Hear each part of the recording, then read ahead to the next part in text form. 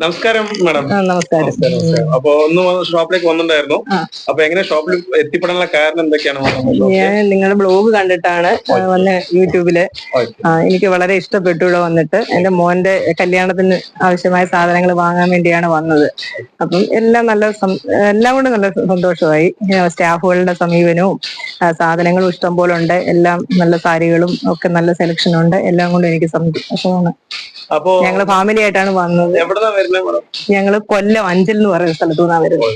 അപ്പൊ മുമ്പ് മാഡം കുത്താളിക്ക് ശരിക്കും വന്നിട്ടുണ്ട്, പല കടകളിലും കയറിയിട്ടുണ്ട്.